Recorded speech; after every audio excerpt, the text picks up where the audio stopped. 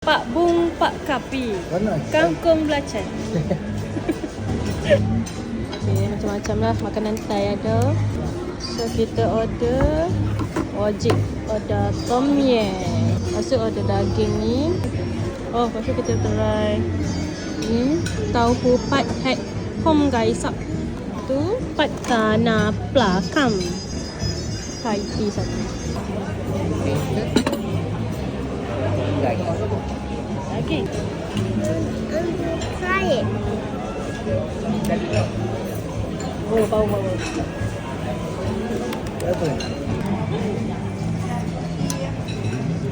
Kau.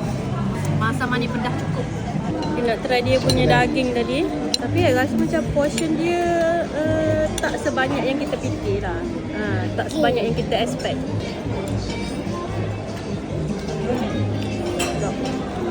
Daging dia lembut dah. Macam daging pak rapau tapi dia pieces-piecesnya dia. Pulut mangga.